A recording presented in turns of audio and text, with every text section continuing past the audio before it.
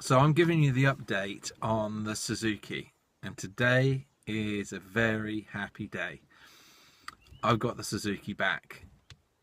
If you saw my last vid about the Suzuki, I was having all kinds of problems, just about managed to get home.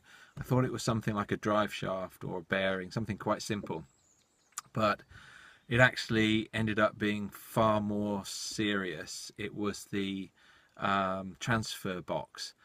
So I took it to a local family garage here in Andover called Pikes, and they do sort of heavier vehicles, sort of trucks and that, and buses and coaches, that kind of thing.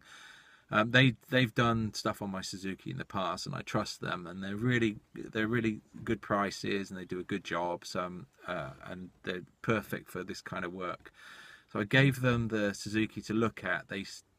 They took a good look at it and came back to me with the transfer box is full of water.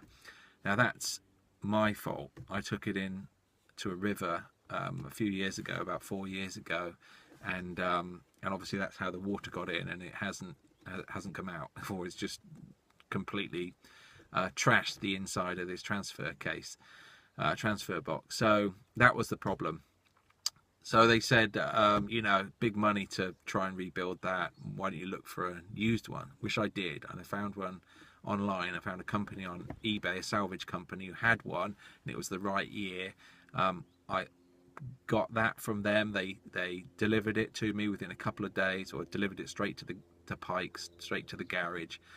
Pikes had a look at it and said that there looks like there's a slight issue with the selector for four-wheel drive that's been cut off.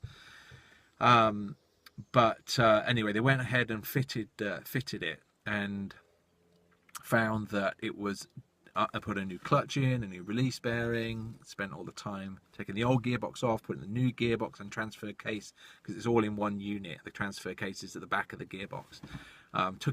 Put it all in, only to find that it is not working. It's jammed in four-wheel drive and neutral. Anyway, big problems. So at this point, I'm kind of, what do I do?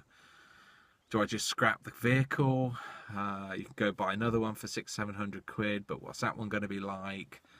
Gosh, do I pay these guys to take the gearbox out and then I send it back to the seller of the gearbox? What are my choices? And I really felt like I was between a rock and a hard place. I asked Pikes if they would possibly have a little bit more of a look at it. Well, actually, I think Mark from Pikes suggested, well, I could have a little play with your gearbox on the floor, have a look what's inside that selector section, and then maybe go back to the vehicle and then see if we could do something with this selector box.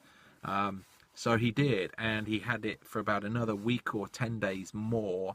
And then this morning I had a conversation on the phone with him. He said, I've done it. He said 3 screwdrivers in the right places at the right point, jiggly jiggly, pokey pokey, and all of a sudden things click back into place. They must have been knocked out of place at some point, probably when the car was scrapped. The original car was scrapped and this gearbox was taken off it.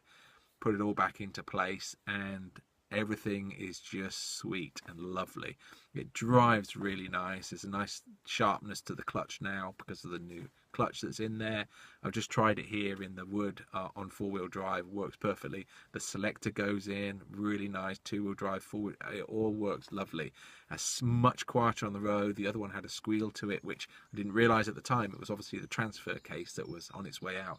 So happy days, happy days. Really pleased with that. So happy with Mark and the guys at Pikes, and just them persevering.